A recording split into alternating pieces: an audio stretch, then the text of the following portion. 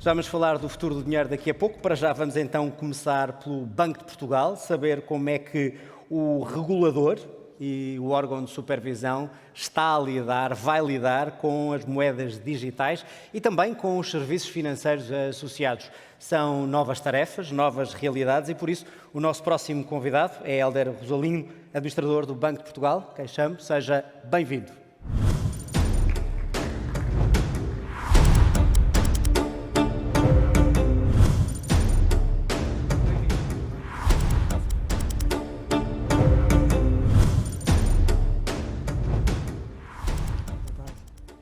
Olá, boa tarde. Muito obrigado pelo convite. É uma honra estar aqui e agradecer o convite feito ao Banco de Portugal para participar no Congresso da APDC, cumprimentar o engenheiro Rogério Carapuço, o Dr. Pedro Cisa Vieira, responsáveis por este Congresso. O tema que nos foi proposto, ou que me foi proposto, foi falar um pouco sobre os serviços financeiros e, em particular, as moedas digitais. O que é que se está a fazer no domínio das moedas digitais e na regulamentação das moedas digitais. De facto, nós estamos a viver um período de transformação, também de incerteza relativamente àquilo que vai ser no futuro, ou virá a ser no futuro relativamente próximo, em matéria de moedas digitais, de evolução das funções das autoridades monetárias na missão particular de emissão de moeda e de, no fundo, assegurar o funcionamento dos sistemas de pagamentos. Vou fazer aqui um breve enquadramento sobre o contexto que vivemos e aquilo que está a ser desenvolvido, para me focar depois em particular no projeto do Euro Digital. É um projeto que está a ser desenvolvido pelo Banco Central Europeu, pelo conjunto dos bancos centrais da área do euro e que tem em vista, no fundo, criar um novo meio de pagamento equivalente às notas, mas em formato digital, emitido pelos bancos centrais. E depois falarei também sobre uma outra dimensão muito específica que tem a ver com a regulação do mercado de criptoativos. Sabemos que há um conjunto de moedas digitais privadas que estão a emergir, tem havido muito debate em torno desta matéria. Importa perceber como é que a regulação e as autoridades monetárias se propõem abordar este tema em matéria de regulação. Importa começar, de alguma maneira, por explicar ou fazer aqui um breve enquadramento relativamente àquilo que é hoje a tecnologia para o setor financeiro. A tecnologia para o setor financeiro assenta em três dimensões muito específicas. A tecnologia é um enabler, no fundo é uma ferramenta, uma dimensão fundamental na transformação das organizações, no fundo no sentido de criar, gerar produtividade para as organizações, de apoiar a sua transformação digital. Ela hoje é também, para o setor financeiro, uma forma de distribuição dos seus serviços. Hoje a tecnologia, através dos canais e dos meios de acesso, permite, de facto, que os serviços financeiros se democratizem e cheguem a todas as pessoas, mas há uma outra dimensão, que é a tecnologia como produto e serviço financeiro. Cada vez mais a tecnologia se está a transformar num produto que os operadores do sistema financeiro, que os prestadores de serviços financeiros, em todas as suas dimensões, assumem para ganhar mercado, para ganhar diferenciação. Hoje a tecnologia assume-se cada vez mais como um enabler digamos, com uma dimensão competitiva para as organizações, para o setor financeiro. E, portanto, o papel da tecnologia tem mudado ao longo do tempo, mas estas três funções fundamentais mantêm-se, com destaque particular para a tecnologia enquanto produto de serviço financeiro. Hoje, cada vez mais, as instituições financeiras se diferenciam pela forma como, no fundo, oferecem soluções tecnológicas para acesso aos serviços financeiros. Esta dimensão é especialmente sentida na dimensão dos pagamentos. O ecossistema dos pagamentos, como nós habitualmente temos dito, está num processo de revolução muito, muito acelerado.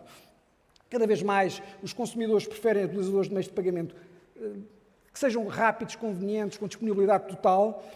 Estamos a assistir a um declínio muito significativo, muito acelerado do numerário enquanto meio de pagamento. Estamos também a assistir à entrada de novas tecnologias, as mais diversas tecnologias no domínio dos meios de pagamentos, e estamos também a assistir à entrada de novos players. Falávamos, enfim, tem sido muito referido o papel das fintech nesta alteração do ecossistema dos pagamentos, mas também as big tech hoje podem, e já estão em alguns casos, a assumir um papel relevante. E, portanto, este ecossistema, pela tecnologia, pelos novos players, pelas novas soluções, pelas preferências dos consumidores, está em profunda transformação. E é aí que, no fundo, emergem novas soluções de pagamentos. As soluções privadas de pagamentos, os chamados criptoativos ou os ativos virtuais e também as moedas digitais de Banco Central. Nós temos que, no fundo, entender a realidade do sistema de pagamentos e a realidade do setor financeiro, olhando para a emergência destas soluções. E a emergência destas soluções leva, de facto, a que os bancos centrais, as autoridades monetárias, tenham que repensar o seu papel, quer na perspectiva, no fundo, de fornecedores de instrumentos de pagamentos, de âncora do sistema de pagamentos,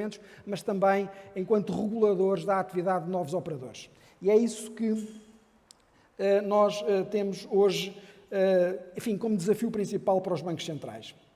De facto, os criptoativos e as stablecoins, enfim, que são ativos virtuais, têm vindo cada vez mais a integrar os sistemas de pagamentos. Eles já são oferecidos por grandes operadores, grandes prestadores de serviços de pagamento, como a PayPal, a Mastercard e a Visa, já estão a disponibilizar ativos virtuais nas suas soluções, na sua oferta de serviços. Há cada vez mais comerciantes a aceitar criptoativos, apesar da crise, da dificuldade que possa ter havido neste mercado nos últimos anos, ele está a ressurgir, está a emergir novamente, e alguns dos maiores bancos do mundo estão também a desenvolver projetos, a investir nesta área. As Big Tech também, como foi dito, como disse há pouco, têm também cada vez mais a intenção de abrir a sua oferta numa lógica de cadeia de valor global a este tipo de oferta de moedas privadas. E, portanto, nós estamos confrontados com esta realidade, que é uma realidade que leva a que os bancos centrais e as autoridades monetárias olhem para aquele princípio de que same business, same risk, same rules, ou seja, a ideia de que nós temos que regular e acompanhar esta atividade das moedas digitais privadas. Isso leva, de facto, a que os bancos centrais tenham duas dimensões de atuação particular na sua agenda, na sua estratégia para os próximos anos. Por um lado, desenvolver projetos de moeda digital do Banco Central e, por outro lado, regular a atividade dos criptoativos. Em matéria, importa talvez só fazer aqui uma explicação muito rápida da diferença entre criptoativos, stablecoins e moedas digitais do Banco Central. Estamos a falar de moedas digitais, mas estamos a falar também de realidades diferentes. As stablecoins são tipicamente moedas privadas, emitidas por entidades privadas, mas que têm, digamos que, uma reserva de valor associada, têm estabilidade no seu preço. Falou-se em tempos na possibilidade do Facebook emitir a Libra, o Diem, e nessa dimensão estávamos a falar de uma stablecoin, na medida em que é uma moeda digital que serve para fazer pagamentos, serve inclusive como reserva de valor, mas não tem volatilidade porque tem um cabaz de ativos a suportar o seu valor. Temos os criptoativos que não têm reserva de valor associada e estamos a falar tipicamente na Bitcoin. Estamos a falar também de moeda digital do Banco Central, que é o equivalente às notas. É um passivo dos bancos centrais. Os bancos centrais têm a capacidade de fazer a emissão monetária e, ao fazer a emissão monetária, estão a criar uma responsabilidade, estão a criar um passivo sobre os utilizadores das notas, um passivo que tem como intermediário, naturalmente, as instituições financeiras. Portanto, estamos a falar de três realidades distintas. A moeda digital do Banco Central é uma moeda digital, mas emitida pelo Banco Central, o equivalente às notas. A stablecoin é uma moeda privada, emitida por entidades mais, digamos assim, preocupadas com garantir a estabilidade do valor dessas moedas e, nessa situação, pode ser equiparado aos depósitos bancários, no sentido em que eu posso fazer pagamentos com aquela moeda, uma moeda privada, uma stablecoin, mas sem ter o risco da volatilidade associado tipicamente aos criptoativos e, neste caso, ao Bitcoin em particular. Estamos a falar de três realidades que podem parecer, em certa medida, semelhantes, mas têm, no fundo, um substrato ou uma dimensão de suporte completamente diferente. Os projetos de moeda digital do Banco Central, de facto, com a situação de declínio na utilização do numerário, com a necessidade de manter o papel dos bancos centrais enquanto âncora dos sistemas de pagamentos e perante o surgimento muito rápido de moedas digitais privadas e também em resultado de algumas autoridades monetárias em outras partes do globo desenvolverem projetos de moeda digital de forma muito acelerada no sentido de ganharem espaço no sistema de pagamentos internacionais, levou a que a maior parte das entidades, das autoridades monetárias nas geografias mais importantes ou nas moedas mais importantes, estejam a desenvolver projetos de moeda digital do Banco Central. Cerca de 90% dos bancos centrais estão a desenvolver projetos de moeda digital do Banco Central. Metade dos bancos centrais já está a desenvolver experimentações concretas e 2/3 consideram provável a emissão de moeda digital do Banco Central de retalho, ou seja, acessível a todos os cidadãos no curto ou médio prazo. E, portanto, este é o panorama. O Banco Central Europeu criou um projeto em 2020 para desenvolver a moeda digital do Banco Central. Esse projeto já leva 3 anos, ou enfim, 2 anos e meio, mais ou menos, de desenvolvimento. Nós estamos numa fase já evoluída desse projeto, falarei um pouco mais à frente sobre isso, mas gostava de deixar aqui uma definição um pouco mais concreta do que é a moeda digital do Banco Central. Claro que é uma definição muito simplista, mas julgo que é mais fácil de passar para que todos nós possamos entender o que é a moeda digital do Banco Central. A moeda digital do Banco Central seria o correspondente a nós podermos abrir um depósito no Banco Central, ou seja, abrirmos uma conta no Banco Central. Nós recebemos o nosso salário é depositado numa instituição de crédito e, a partir daí, nós utilizamos instrumentos de pagamento, o cartão, fazemos transferências, etc., e estamos a movimentar a nossa conta bancária para fazer pagamentos, utilizando instrumentos de pagamento disponibilizados pelas instituições de crédito. A moeda digital do Banco Central seria o equivalente a termos esta mesma conta num Banco Central. Ou seja, podermos ter uma conta no Banco Central com instrumentos de pagamento disponibilizados pelo Banco Central e, nessa medida, podermos, no fundo, utilizar o equivalente às notas. As notas são exatamente isso. Os bancos centrais emitem as notas, nós convertemos os nossos depósitos bancários, quando vamos a um ATM e fazemos um levantamento de notas, o que nós estamos a transformar é o nosso depósito bancário em moeda, neste caso física, do Banco Central. Porque estamos a converter um depósito bancário, que é moeda eletrónica, moeda privada do banco comercial, em moeda física do Banco Central. Portanto, seria o equivalente a termos moeda digital do Banco Central, ou seja, o equivalente a ter notas. É este projeto que está a ser desenvolvido. E pergunto-me, porquê é que nós estamos a desenvolver este projeto? Bom, em primeiro lugar, importa dizer que se o euro digital vier a ser emitido, e há a convicção de que o vai ser, ele será disponibilizado ao público em geral, tal qual como as notas, incluindo empresas, e será para ser utilizado nos pagamentos de retalho. Terá funcionalidades semelhantes a soluções de pagamento normais. No fundo, a expectativa é que eu possa utilizar o euro digital em qualquer pagamento. Será disponibilizado em toda a área do euro, ou seja, passamos a ter uma moeda digital e um sistema de pagamentos que é único na área do euro, um sistema de pagamentos eletrónico, coisa que hoje não existe.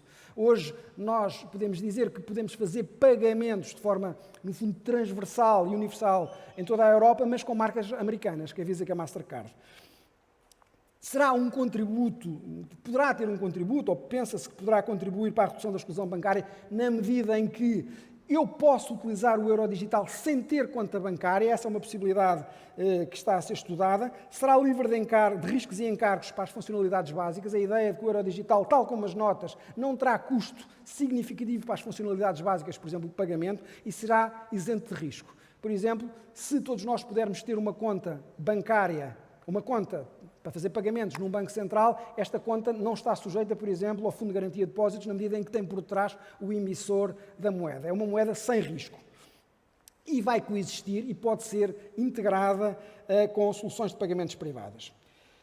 Quais são os objetivos, então, do euro digital? Porque é que o euro digital e as moedas digitais do Banco Central, mas em particular o euro digital, é importante para a Europa? Em primeiro lugar, para preservar o papel da moeda do Banco Central como âncora do sistema de pagamentos. Nós hoje sabemos que, cá está, utilizamos os sistemas de pagamentos que os nossos bancos nos oferecem, que as marcas internacionais nos oferecem, mas sabemos também que temos as notas. As notas são a âncora do sistema de pagamentos. Ou seja, há sempre uma convertibilidade das moedas. Eu posso converter todo o meu dinheiro em notas. Teoricamente, há algumas restrições legais em o poder fazer, mas teoricamente todo o dinheiro, ou hipoteticamente todo ele, pode ser convertido em notas. E a ideia é ter algo equivalente na versão digital. Ou seja, na medida em que caminhamos para uma economia digital, na medida em que caminhamos para um sistema, enfim, que tende a abandonar as dimensões físicas, pelo menos nesta dimensão de pagamentos, a ideia é preservar o euro digital. Mas preservar o papel dos bancos centrais no sistema de pagamentos. Mas a ideia é que o cash e o euro digital coexistam, porque haverá sempre necessidade de ter dinheiro físico e, pelo menos, enquanto o público tiver essa necessidade, é compromisso do Eurosistema não abandonar as moedas e notas como nós hoje a conhecemos. E, finalmente, a ideia é de que também, e este segundo objetivo é não menos importante, está relacionado com a necessidade de contribuir para a autonomia estratégica e para a eficiência económica da Europa. Nós, ainda hoje, noutro espaço, falava sobre isso, nós não temos verdadeiramente uma marca de pagamentos europeia. Nós nem sequer temos um sistema de pagamentos integrado. Nós temos em Portugal uma excelente solução de pagamentos, que é o MBWay, que todos nós conhecemos, mas se formos para a Espanha e se quisermos utilizar o MBWay para pagar uma refeição num restaurante ou para fazer qualquer compra, o MBWay não funciona. Na Holanda há sistemas de pagamentos excelentes, mas também não funcionam fora da Holanda. Ou seja, nós temos uma moeda única, temos sistemas de pagamentos nacionais bastante evoluídos, mas não temos um sistema de pagamentos que seja transversal, não temos sequer uma marca europeia. E, portanto, a ideia será essa, é criar aqui uma capacidade de desenvolver o sistema de pagamentos ao nível europeu para, no fundo, manter esta soberania monetária e criar uma autonomia estratégica dos pagamentos europeus. Porque a ideia é de que, com o declínio rápido das notas e com, digamos que, a emergência cada vez mais de marcas à escala global, a PayPal, a Mastercard, a Visa, enfim, todos os outros que estão a surgir, isso pode criar, de facto, dentro de alguns anos, uma dependência da Europa relativamente a estas marcas internacionais, diminuindo, digamos que, a autonomia estratégica dos pagamentos na Europa. E, portanto, as autoridades europeias, o Banco Central Europeu, a Comissão Europeia, estão apostadas em desenvolver uma estratégia para o sistema de pagamentos que, no fundo, assente numa marca única, num scheme de pagamentos único, que seja interoperável à escala europeia e que possa ser integrado em todas as soluçõmuito que os bancos oferecem para pagamentos. E, portanto, esta dimensão é uma dimensão importante. Enfim, pergunta-se, bom, mas há muito...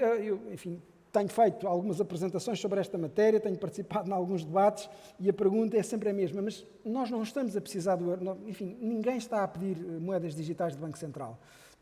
Quer dizer, nós já temos o euro digital, ninguém está a pedir o euro digital, nós já temos euros e já temos soluções eletrónicas. O que é que o euro digital nos vai trazer de novo? Bom, em primeiro lugar, é importante assumir isto, que este projeto é um projeto importante para os bancos centrais, é importante para as autoridades monetárias e é importante para os Estados. É importante que os bancos centrais, que têm funções essenciais para o funcionamento da economia, que vão desde a implementação da política monetária, a definição da política monetária, até à garantia da estabilidade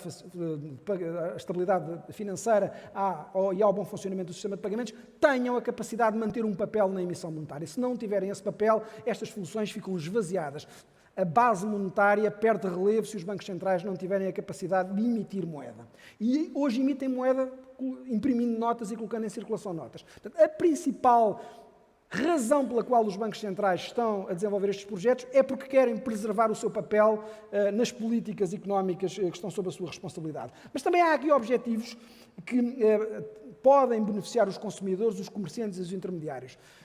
Desde logo, aquela ideia de que eu, hoje, tenho que conviver com diferentes sistemas de pagamentos, com diferentes schemes de pagamentos e posso ter uma solução única, posso ter acesso às notas, mas numa versão digital, isso tem uma capacidade de simplificar a vida dos utilizadores de meios de pagamentos. E é nessa dimensão que quem está a desenvolver este projeto está a apostar.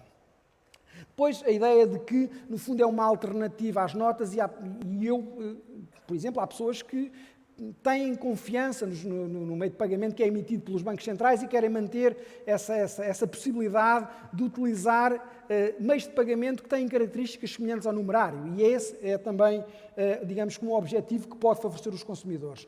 E estar sempre disponível. A ideia é que esta moeda digital do Banco Central, tal como, enfim, hoje acontece com os meios de pagamentos privados, estará sempre disponível. Para os comerciantes poderão ser talvez os mais beneficiados e isso depois tem repercussões no consumidor, na medida em que este meio de pagamento, o euro digital, será em grande medida livre de encargos, estará sujeito a comissões que terão comissões definidas como máximo e se dará poder negocial aos comerciantes no confronto com as grandes marcas internacionais, naturalmente também com as ofertas que o sistema de pagamento, que as instituições de crédito podem oferecer. Portanto, vai haver um maior poder de negociação, porque eu hoje, e nós temos essa experiência, há certos locais em que só aceita o numerário, e portanto, na medida em que eu possa passar a aceitar o euro digital com condições que são condições definidas pelo Banco Central, pode de facto dar mais poder negocial aos comerciantes e reduzir a dependência das marcas internacionais.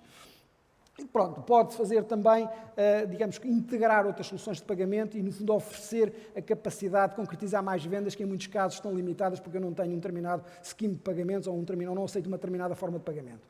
Para os intermediários, para as instituições de crédito, aqui a possibilidade é integrar esta solução do euro digital nas suas ofertas e ter maior capacidade de distribuição e mais e melhores soluções para oferecer aos seus clientes. E conter custos. Também há aqui a possibilidade de conter custos, tendo em conta que esta infraestrutura será uma infraestrutura suportada pelos bancos centrais e, portanto, levará a custos menores. O projeto está, neste momento, na fase de investigação.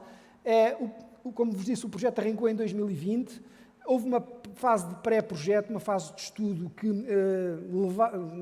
teve como objetivo produzir um relatório que avaliasse, digamos, em que condições gerais e em algumas condições mais específicas é que se poderia desenvolver um projeto destes num espaço monetário como a área do euro. Esse projeto concluiu-se em julho de 2021 e foi aprovado pelo Conselho de Governadores no sentido de achar que há um business case para avançar com este projeto. Estamos agora na fase de investigação. Esta fase é muito importante. Esta fase é a fase que estuda as características do euro digital.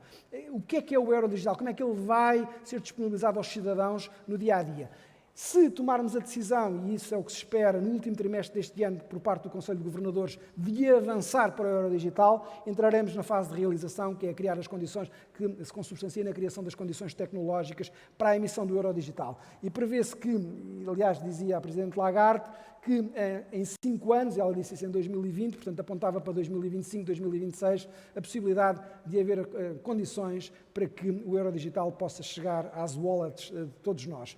Dar nota de que na China já existem vários milhões de utilizadores do yuan digital, que já é utilizado em múltiplas cadeias de retalho, de restaurantes, etc., e que está numa fase bastante avançada. Os Estados Unidos também estão a desenvolver, o FED também está a desenvolver o projeto, o Banco da Inglaterra também, o Banco da Austrália, da Nova Zelândia, a maior parte dos países, enfim, destas geografias com responsabilidades ou com, digamos, impacto ao nível internacional, com, digamos, dimensão no sistema de pagamentos internacionais, estão a desenvolver este projeto. Não vou entrar aqui em detalhe, já foram tomadas um conjunto de decisões importantes. Os casos de uso, o euro digital vai ser possível de utilizar no comércio eletrónico, nos pontos de venda físico, nas transferências entre pessoas, no P2P, e no pagamento de e para instituições governamentais. O euro digital pode ser utilizado nestas realidades todas. Vai ter um elevado nível de privacidade, ao contrário do que se possa pensar, alguma informação vai ter que ser, digamos, conhecida, mas a ideia é de que o Eurosistema vai ter um acesso mínimo de dados para verificação das transações, apenas para fins estatísticos e para algumas finalidades de pesquisa, supervisão e superintendência. Mas o objetivo, e é aquilo que tem vindo a ser dito, é que se quer criar um grau de anonimidade muito próximo das notas. Vai ser possível utilizar em transações offline e vai ter limites. Nós não podemos transferir todos os nossos depósitos das nossas contas bancárias para contas em Banco Central e, portanto, não podemos fazer esta migração dos nossos depósitos. Há um limite para evitar aquilo que, no fundo, é um receio que existe de criar um problema ao sistema financeiro, no fundo, esvaziar as funções do sistema financeiro. O modelo de distribuição vai assentar num scheme funcional e comercial. Nós vamos ter uma marca de pagamentos europeia e vamos ter um scheme de pagamentos europeu completamente integrado à escala global quando o euro digital existir. Estas decisões já foram tomadas, há um conjunto de decisões a serem tomadas, são aquelas que faltam tomar para que se possa avançar para a fase de realização. Estamos a falar em decisões que se relacionam com o papel dos intermediários, qual vai ser o papel das instituições de crédito na distribuição do euro digital, o sistema de funding e defunding, como é que eu abasteço a minha conta, como é que eu esvazio a minha conta, como é que eu transfiro dinheiro da minha conta bancária tradicional para a minha conta bancária em euro digital, o modelo de liquidação, como é que se vão liquidar as operações em final de dia, o acesso e os limites à detenção, são questões mais complexas, e finalmente o número de contas. Se eu posso ter uma conta, várias contas, enfim, todas essas questões estão a ser tratadas, mas estão numa fase muito avançada de discussão. Eu participo no grupo de trabalho do Banco Central Europeu, um grupo de trabalho que coordena este projeto, represento Portugal neste grupo de trabalho. preparamos as decisões para o Conselho de Governadores e estamos a ultimar as decisões sobre esta matéria que se esperam venham a ser tomadas até ao final do ano e que permitam que o Eurodigital possa avançar. Bom, muito rapidamente, para terminar, porque já devo ter esgotado provavelmente o tempo que tinha sido dedicado para a minha apresentação, e mudando completamente de registro, saindo da moeda digital do Banco Central, passando para a regulação dos criptoativos. Aqui, a novidade é que a Comissão Europeia aprovou e publicou muito recentemente um regulamento do Parlamento Europeu, uma proposta do regulamento do Parlamento Europeu relativa aos mercados de criptoativos, a MiCA. A MiCA é um regulamento que vem estabelecer um quadro regulatório para, digamos que o funcionamento e para a atividade dos criptoativos, identificando as várias atividades, os vários tipos de atividade com criptoativos e criando aqui uma regulamentação específica para os criptoativos. O que vai acontecer, muito resumidamente, é que quem opera com criptoativos, as entidades que oferecem plataformas e, no fundo, oferecem serviços ligados à gestão de criptoativos, passarão a estar abrangidos por um regulamento que vai ser de transposição obrigatória para os Estados-membros. Temos 18 meses para fazer essa transposição e estas entidades que operam com criptoativos passarão a ser regulados e supervisionados por uma entidade, que pode ser o Banco Central, pode ser a Comissão de Mercado de Valores Mobiliários, podem ser ambos, mas toda a atividade passa a ser uma atividade supervisionada. Isso vai permitir que este mercado passe a funcionar de forma, digamos que regulada e harmonizada no espaço europeu, e isso vai trazer certeza legal, vai dar suporte à inovação e aos investimentos tecnológicos que se possam fazer nesta área, vai proteger os consumidores e vai, no fundo, oferecer estabilidade ao sistema financeiro. Este é um passo importante. A Europa está também neste domínio, como teve, por exemplo, no RGPD, na vanguarda, à escala internacional, ao regular esta atividade. E é muito provável que, por exemplo, os Estados Unidos, dentro de algum tempo, inicie a preparação de uma regulamentação semelhante àquela que a Europa está a preparar para os mercados dos criptoativos. Isto é extremamente importante e passará a haver segurança, quer das entidades que investem nestas áreas e que gerem, no fundo, os criptoativos, mas também dos consumidores e do próprio sistema financeiro.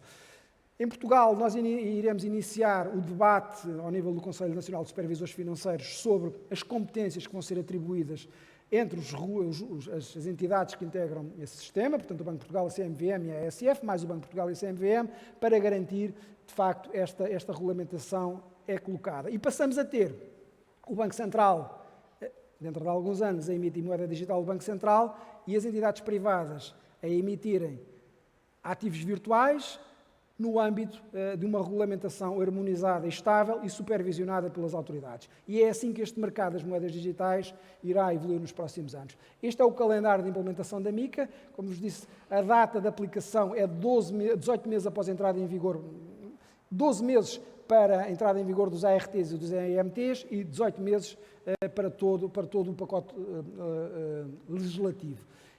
O texto foi aprovado em abril deste ano e prevê-se que seja publicado muito em breve. E, portanto, vai criar aqui certeza neste mercado e seguramente vai beneficiar todos os utilizadores de criptoativos. E era isto que eu tinha para vos dizer. Muito obrigado.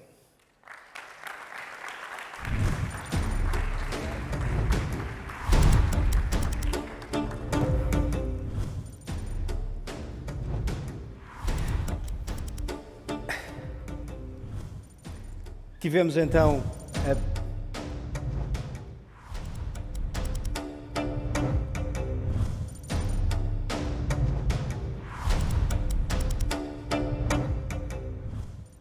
Agora sim, tivemos então a visão do supervisor do Banco de Portugal, que acabou por ser o dobro do que estava previsto na apresentação, portanto agora vão ter os senhores de tempo reduzido, vou tentar ser o mais objetivo possível. Ouvimos a perspectiva do supervisor, que é importante, agora vamos olhar para o Eurodigital propriamente dito e independentemente da forma como é regulado, a minha primeira pergunta, que alguns portugueses estarão a fazer e algumas empresas, para que é que precisamos do Eurodigital? É algo fundamental ou é mais uma criptomoeda? Começamos por aqui, mas primeiro apresentar os meus convidados. Francisco Barbeira, administrador responsável pela transformação digital, IT e operações do Banco BPI, bem-vindo. E Ricardo Correia, que é Managing Director of Digital Currencies at R3. Obrigado aos dois.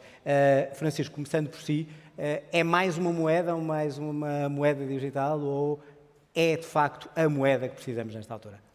Muito obrigado antes de mais pelo convite. Penso que não vai haver nenhum problema em termos o tempo reduzido, porque a explicação anterior foi já entrou tão boa nesta área e tão completa que penso que nos facilitou imenso trabalho. Bem, eu penso que foi muito claramente dito.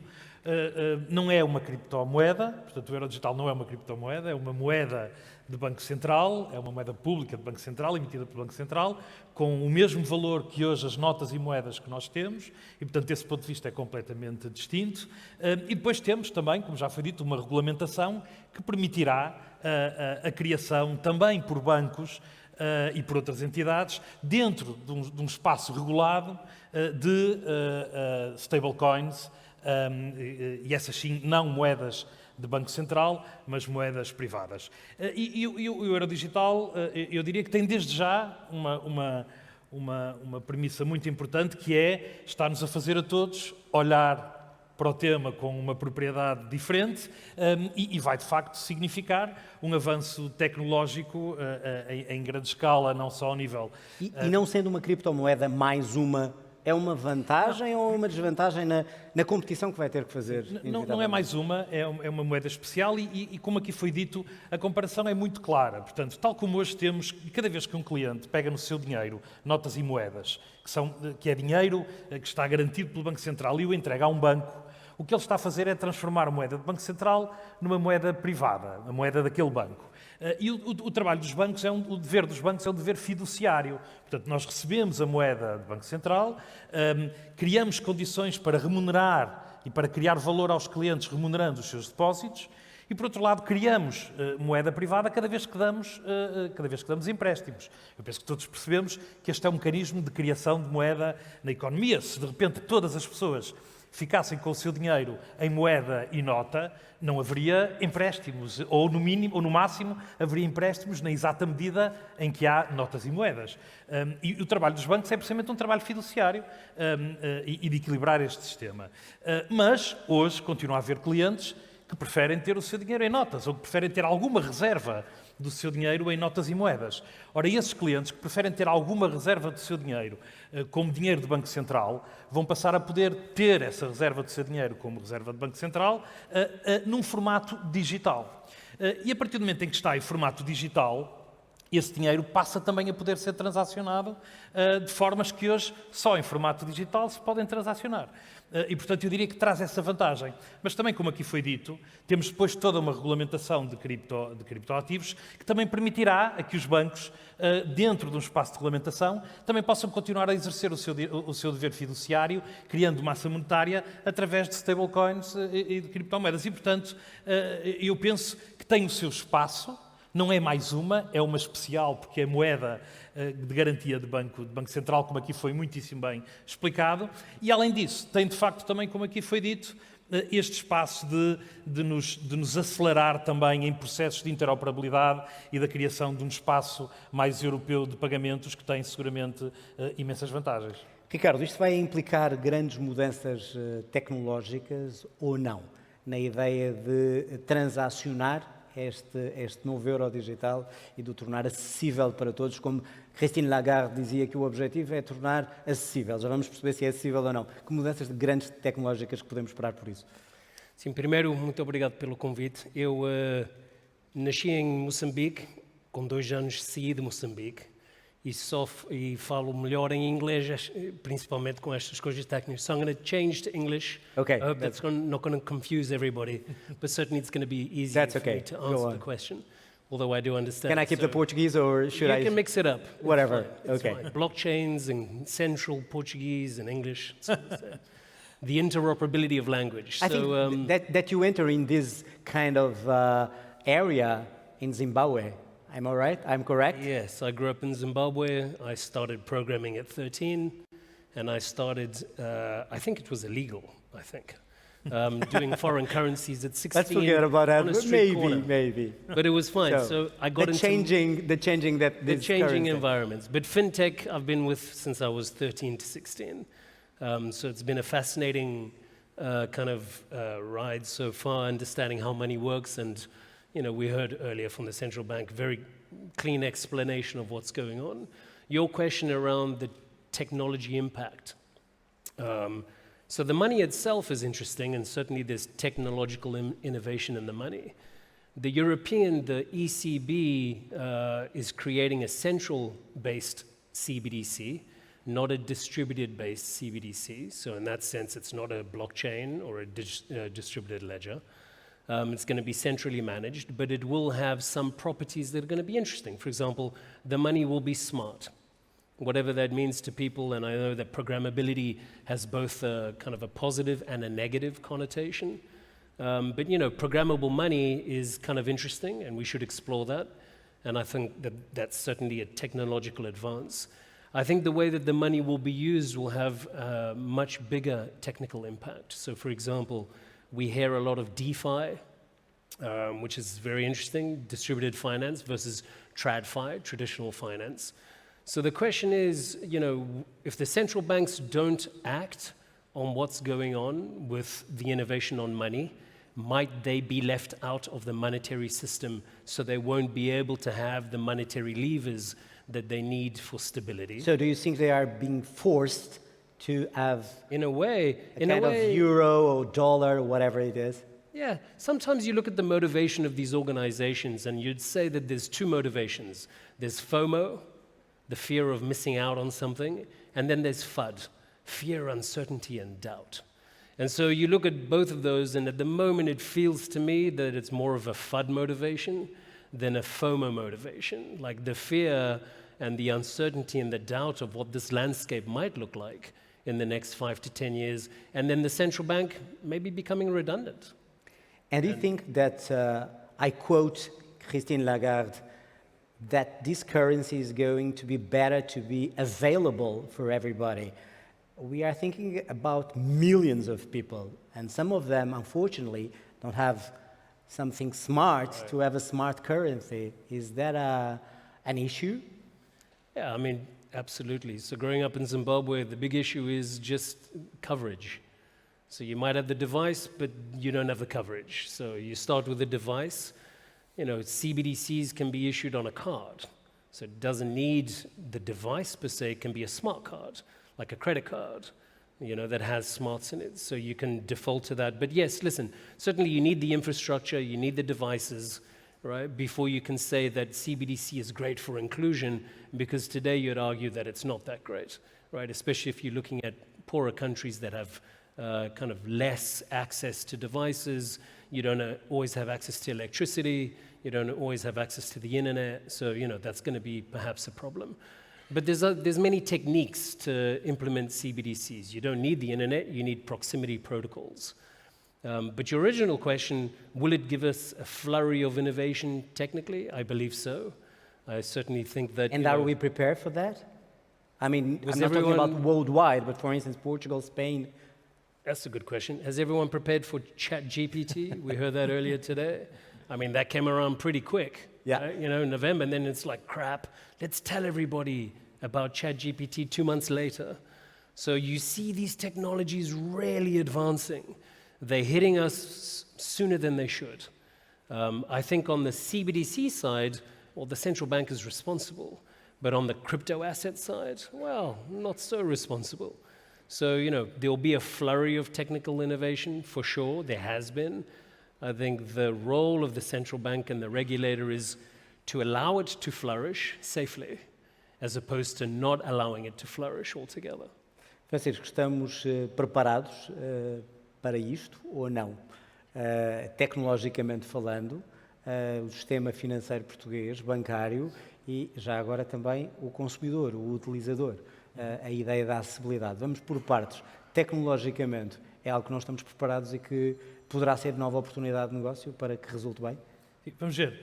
Tecnologicamente, os bancos portugueses estão a investir imenso em tecnologia. Eu diria que é cada vez maior o orçamento, ou a fatia de orçamento em temas de tecnologia, sejam os temas de tecnologia estes que aqui estamos a falar, sejam temas de inteligência artificial, de todos os processos de digitalização. Os orçamentos são enormes e cada vez maiores e, portanto, estamos a trabalhar. Como eu disse, acho que há aqui, de facto, este caminho é obrigatório. E se olharmos um bocadinho para a frente, e também foi aqui dito isto hoje, se olharmos um pouco para a frente, se nos colocarmos daqui a 10 anos e tentar perceber exatamente o que é que vamos ter, e como já aqui foi também dito hoje, os use cases para estas soluções estão ainda a ser trabalhados. De resto, o Banco Central tem neste momento 5 use cases a ser preparados, com uma empresa a trabalhar com o ECB em cada um desses use cases, e o CaixaBank é uma das 5 empresas que está a trabalhar no use case do peer-to-peer, dos pagamentos peer-to-peer. Mas dizia eu, quando tivermos este conjunto de coisas que aqui temos, o que é que nós vamos ter? Nós vamos ter, por um lado, a capacidade de ter criptoativos, criptomoedas reguladas, ok? E hoje, de facto, os clientes que queiram ter acesso a moeda digital não têm um espaço regulado para o ter. E, portanto, vamos ter a possibilidade de que os bancos e os vários players, as fintechs, as big techs, etc., possam oferecer soluções. Algumas não sabemos quais são, vamos descobrir pelo caminho. Não sabemos ainda hoje onde é que o ChatGPT nos vai levar. Todos os dias aparecem novas utilizações, e aqui vai ser a mesma coisa. Portanto, teremos a possibilidade de ter muita inovação em cima deste espaço regulado. E depois teremos também a moeda digital do Banco Central dentro do mesmo espaço. E, portanto, se compararmos aquilo que teremos daqui a uns anos com aquilo que temos hoje, voltamos ao mesmo que eu disse há pouco. Vai haver um conjunto de clientes que vão estar satisfeitos com as soluções que os bancos lhes entregam e com a inovação que os bancos lhes entregam dentro do sistema de pagamentos e dentro do sistema fiduciário, e aqueles clientes que querem ter alguma da sua reserva em dinheiro do Banco Central, como hoje existem com moedas e com notas. E, portanto, a resposta é, temos que estar preparados, não há alternativa. E, portanto, e a questão de ser acessível? A questão de ainda ser hoje, acessível, vamos dizer, os bancos portugueses estão a investir cada vez mais, e ainda bem, na tecnologia, a acabar com os bancos de proximidade. Através de um iPad eu consigo fazer tudo com o meu banco, mas há muita gente que ainda está excluída. Sim. A tendência é para que isso desapareça. Sim. Mas agora, se começarmos a imaginar num euro digital, está acessível a todas as pessoas ou não? Sim, como é que vai ser? Eu penso que o use case fundamental da criação do euro digital, como aqui muito bem foi explicado, não é trazer para a inclusão digital quem está fora da inclusão digital. Ou seja, quem hoje está fora da inclusão digital pode vir para dentro com as soluções que os bancos já hoje entregam. E, portanto, o tema da inclusão digital é um tema de per se, que a pandemia, by the way, ajudou imenso, e, portanto, é talvez o único byproduct positivo, é que, de facto, aumentou a literacia financeira, não só de quem consome, mas também de quem tem que entregar soluções. E, portanto, desse ponto de vista, nós vamos continuar todos a fazer o nosso caminho. Seguramente que a moeda eurodigital vai ter o seu papel, com a regulamentação que aí vem também, vão surgir também novas soluções do lado dos bancos privados e das big techs e fintechs, e tudo isso vai contribuir para que os clientes estejam mais inclusivos do ponto de vista digital. Agora, as barreiras que hoje existem à adoção digital não vão desaparecer, as barreiras fundamentais não vão desaparecer com o surgimento do euro digital. Quais são as barreiras fundamentais? É uma barreira de literacia financeira, não é? E nessa literacia financeira inclui-se o receio pela segurança dos hackers e da cibersegurança. Portanto, há um tema de literacia financeira, há um tema de acesso. E, portanto, há um tema também de capacidades financeiras para aceder a devices e a planos de dados, e estes são os temas que, fundamentalmente, ainda mantêm algumas pessoas fora daquilo que é o espaço transacional, não só com a banca, mas com os serviços públicos, com as empresas de distribuição, etc., fora do universo digital. Ricardo, I'm going to speak with him about this, but I want your thoughts before speaking with him about the role of the bank in these kind of currencies, because most of people are starting to think, why do I need a bank? I can do this direct. Do I need a mediator for this transaction or not? Is that an issue? Is that a worry? Did the banks have to change the way they work and change the aim they have right now? You're talking about a commercial bank or the central bank? The commercial bank. So it depends. It depends on the model. So when CBDCs first came out, the idea was that the central bank would issue directly to Ricardo. So great, now I have money directly on my phone or on my device from the central bank. And so it's disintermediated the entire banking system. That model very quickly was unpopularized, of course, for many reasons. AML, KYC, CTF, a whole bunch of other things that need to happen. The model of the Bank of England just a couple of months ago says that the central bank will issue a CBDC through the commercial bank app. So it's what you call narrow banking. It's very narrow. So now you're just a distributor of the token. What that means is it disintermediates deposits. Instead of me having 1,000 euros in my bank account with Caixa, I now have 500 euros in this bank account and 500 CBDC tokens. So I've halved my deposit, and that changes credit creation, right, and allocation. So, that has a massive impact. So I don't think that, and of course there's different models. The Bank of Brazil has a different model altogether. The central bank will only play a wholesale role, wholesale settlement, and will not play a role in the retail side. The retail side will be tokenized deposits, which is a really interesting model because it alleviates capital concerns, right, and brings in liquidity efficiencies, which is a fairly reasonable model to consider. So it really depends. I think the summary is you're not going to see the commercial banks being disintermediated altogether, but you are going to see, I think, a reconstitution of the playing field where different roles will be done by different actors. There'll be more work to be done, right? And so there will be new participants that come into the system. It means more different banks or mergers or short... Fintechs and payment service providers. So you're going to widen the base, right, of actors that can participate in distribution of the money, right? And that should create innovation, is the idea. We don't know yet, right, to Francisco's point. But the idea is that it's not going to be fully disintermediated, but there is going to be a reconstitution of the playing field. Francisco, os bancos portugueses já estão a perceber que têm que ir contra esta ideia de que a ideia do intermediário ou desaparece ou vai ter outro papel? Vamos ver, os bancos portugueses não estão numa situação diferente. Sem dúvida, mas como vimos há aqui vários modelos... E todos os outros bancos do mundo. Mas há aqui vários modelos diferentes, não é? Porque também, como aqui foi dito, 90% dos bancos centrais estão a estudar o tema e também, como disse muito bem o Ricardo, os modelos podem ser diferentes. Vamos ver, o papel dos bancos tem evoluído ao longo dos tempos. Se nós pensarmos o que era fazer banco, o que era fazer banca há 20 ou 30 anos atrás e o que é fazer banca hoje, e a banca tem sido, de resto, com exceção dos períodos em que esteve muito a olhar para dentro e muito preocupada com os temas de capital e de liquidez, tem sido uma das indústrias mais inovadoras, se pensarmos em tudo aquilo que tem entre... A banca em Portugal, em particular. Mas agora colocas a questão de desintermediar, é um termo estranho em português, acabar com o intermediário, sim, que muitas vezes o banco é visto nesse papel. Sim, o papel do banco é, como eu disse há pouco, um papel fiduciário, não é? Portanto, é um papel de fazer reserva de valor, remunerar essa reserva de valor e empréstimos, e emprestar dinheiro, criar massa monetária através do empréstimo de dinheiros. E como aqui foi dito pelo Dr. Hélder Rosalino, no projeto do Eurodigital, e mais uma vez estamos todos a aprender, no projeto do Eurodigital está-se a ter todo o cuidado para garantir que este equilíbrio do sistema se mantém. E, portanto, os bancos comerciais vão continuar a ter um papel muito ativo no Know Your Customer e em todos os temas da AML.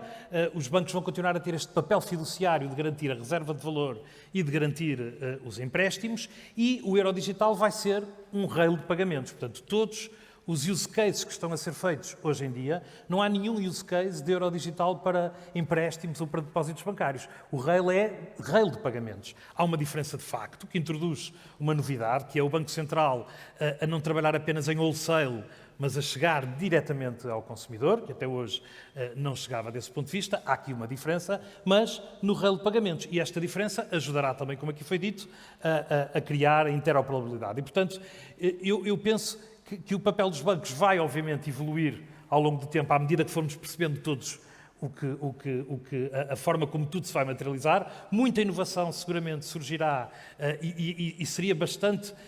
Eu teria uma imagem diferente se só estivéssemos a falar da criação do Eurodigital e se não estivéssemos ao mesmo tempo a falar do MiCA e da regulamentação dos criptoativos. A minha visão sobre o mundo seria, obviamente, diferente deste ponto de vista, mas tendo estas duas faces da moeda, eu penso que muita inovação existirá muito espaço para os bancos comerciais, bem como dizia o Ricardo muito bem, e é uma coisa boa, cada vez mais fintechs, cada vez mais novos atores, porque esses novos atores, se há coisa que têm feito, e muitas vezes me perguntaram há uns anos atrás como é que nós vimos o tema das fintechs, eu sempre disse que adorava as fintechs, porque de facto há duas coisas que as fintechs têm feito, não é? Têm de facto forçado a esticar os temas de uma aprendizagem do ponto de vista de inovação dos bancos, mas também do regulador, como aqui se vê, não é? Todos estamos a ter que fazer este caminho e também, como eu sempre disse, haverá sempre um grande espaço para quem quer estar dentro do mercado regulado. A esmagadora maioria dos seus clientes quererá ter as suas poupanças e a sua reserva de valor dentro do mercado regulado, não é? E nós sabemos, e isto é muito importante também perceber isso, nós sabemos que se amanhã uma destas empresas, uma fintech qualquer, que tenha uma qualquer solução não regulada, desaparecer, isso tem um determinado impacto. Se desaparecer um banco, o impacto para o consumidor é completamente diferente, como nós bem sabemos, não é? E, portanto, há aqui espaço para quem quer ter, normalmente, uma parte da sua reserva de valor em mercados desregulados, como hoje há muita gente que tem em bitcoins ou em ethereum ou o que seja, mas haverá sempre aqui um espaço muito grande dentro da regulação. E o espaço da regulação compreende estas duas realidades, não compreende só uma. Compreende o euro digital e compreende os criptoativos e as criptomoedas dentro do espaço regulado.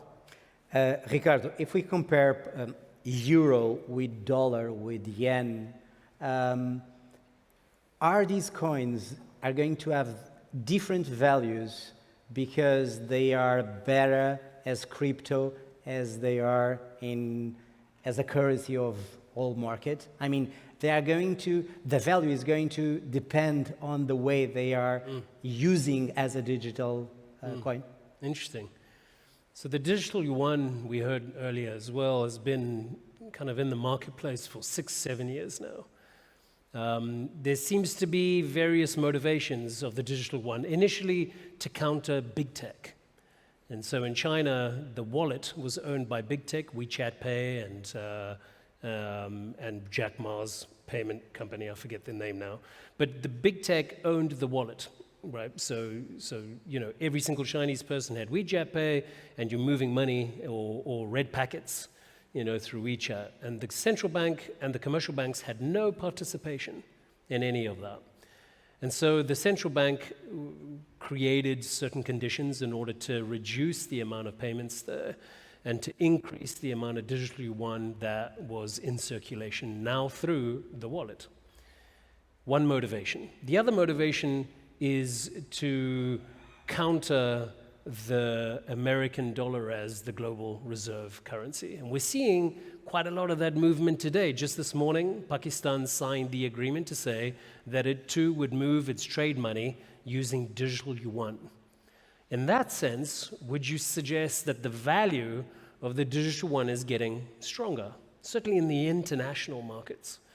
Because now more and more global trade between China, India, Brazil, South Africa, Pakistan, Iran, is all going through the digital yuan. So reducing the use and the reliability on the American dollar. So in that sense, you'd suggest that perhaps the more that we get off the American dollar as our global trade reserve, and we start using these currencies, those currencies will naturally lift in value. So I think on a global level, yes, those things will have an impact. I think at a local level, you're seeing, I mean, today, you know, arguably you use 5% of your transactions, maybe 10, or cash. 90% of your money is in commercial bank money, right? So, you know, lifting or changing the physical notes to digital notes, I don't think is going to have a massive implication by themselves, unless you bring in this notion of regulated DeFi, which is really interesting, or you start to use those monies in international money flow for cross-border payments.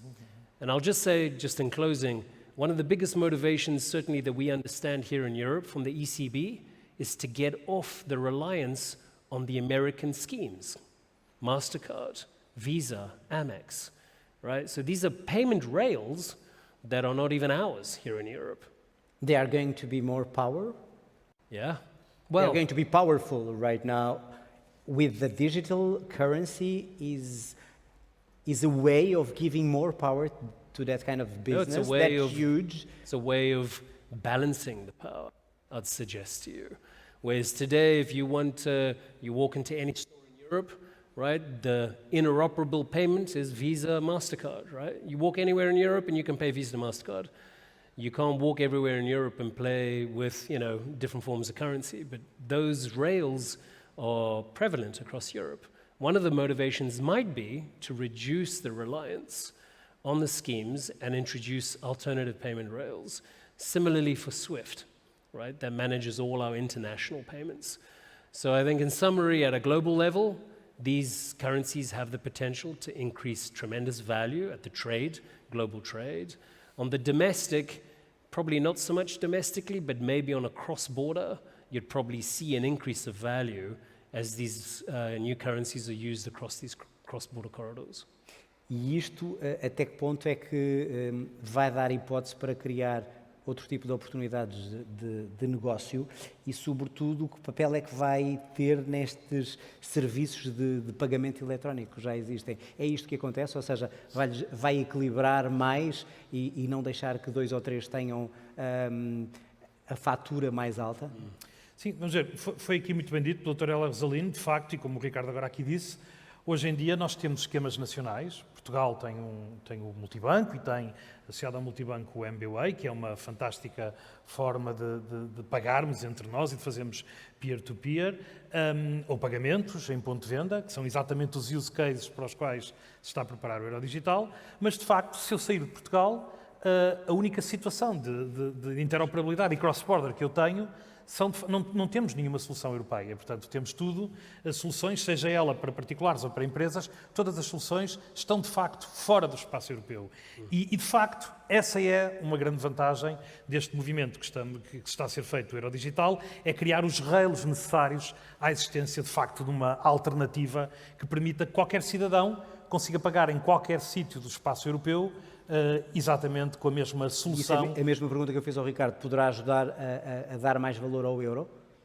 Com certeza, e vamos lá ver, e aqui o Ricardo disse muito bem, em todas as corridas, a velocidade a que se corre e quem chega primeiro ou não chega primeiro altera fundamentalmente o valor, não é? E, portanto, como é evidente, quem fizer melhor e mais rapidamente a sua construção fará com que a sua moeda de repente seja mais relevante num espaço de pagamentos ao nível mundial. E sendo mais relevante, tornando-se ou aproximando-se mais de um standard de facto, aumenta o seu valor. E, portanto, desse ponto de vista, foi muito bem explicado por Ricardo, não internamente, mas no panorama mundial, o valor altera-se. E aqui a mesma coisa. E, portanto, de facto, o que nós vamos poder ter é uma solução que será uma solução europeia de pagamentos e que, desse ponto de vista, contrabalanceará seguramente as forças entre esta solução europeia e as soluções que temos hoje, que são todas fora do espaço europeu. Ricardo, is this good news for new business opportunities in this area, the Eurodigital? Well, I think, I'm not sure that the money itself is good news. I think the regulation is good news. I think the right regulation. If you feel safe, you can create more like MiCA business, is really right? good news, right? So, the banks have been cautious about issuing stablecoins. So back in January 2021, the OCC in the US released guidance saying every bank in the US that was regulated could issue a stablecoin. How many did? Not one. Yeah. JP Morgan Coin had already launched. Not one bank issued a stablecoin because Société Générale, não é? maybe in Europe. Yeah, a few months ago. Yes, I'm saying in the US. In the US, yeah. In the US, they didn't because there was no regulation. It was just guidance. But here now with MiCA, of course, now it's not only guidance, it's also, as we saw, going to be embedded in regulation and legal prose and legal law, which means that now you know the boundary that you're playing in. You know what walls you're going to bounce off, and you're not going to get into trouble. So, I think the technology... You're saying that the safety of the regulation gives you more assurance that I can do more business and I don't have so many risks. The technology, and it was well worded, it's a good enabler. Right. But the enabler by itself, I don't think is going to give you kind of the kind of innovation explosion we're hoping for. I think there's a layer, there's a whole bunch of layers there. There's technology, there's legal, there's regulatory, there's governance. It's a really big space. How do we govern these things? We're very used to governing individual organizations. Now we have to govern these crazy networks, right, where everyone gets to vote and everyone has a say. So, I think there's still a long way to go. I don't think it's just the technology. I think there's a layer cake that has to come together as a perfect storm. Francisco, as E de resto- oportunidades de de resto- negócio Sim, sim. que Não, isto João, pode possibilitar. sim, eu de resto, pegando neste tema, e por isso é que eu há pouco dizia que eu estaria a olhar para tudo isto de uma forma completamente diferente se não tivéssemos aqui as duas faces da mesma moeda. O que é que nós temos? Nós temos, por um lado, a moeda central que vai obrigar todos os bancos, mesmo aqueles que não quisessem explorar qualquer tipo de nova oportunidade em criptoativos, a fazer uma evolução tecnológica, porque vão ter que integrar esta solução, queiram ou não queiram. E, por outro lado, a regulação do MiCA vai permitir que os bancos que assim o queiram, e que eu diria que a maior parte dos grandes bancos comerciais assim o vai querer fazer, vai ter também a oportunidade de ter a sua própria inovação dentro deste mercado de criptoativos, com a segurança de estar dentro da regulação, exatamente como eu dizia há pouco. E, portanto, é evidente que eu prevejo muito espaço de inovação nos próximos anos, e inovação essa com a mais do que ótima tensão natural entre múltiplos players e stakeholders. Sim, que trabalham. e era só para dizer que não é só a tecnologia, but the technology is extremely powerful. Yeah, of course. Nós estávamos a falar mais cedo no almoço, não é pagamentos, it's settlement.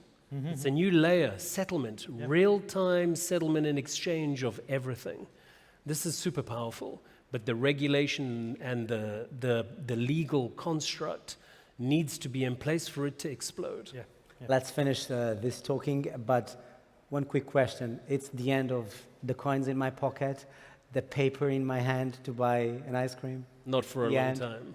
Not for a long time. Not for a long time. Not for a long time. Outra vez, porque o tema da digitalização, de trazer todas as pessoas para dentro de uma economia mais digital, resolve-se, mas resolve-se com outro tipo de preocupações. Não é este o fundamento para a resolução Como é desse que disseram problema. at the beginning?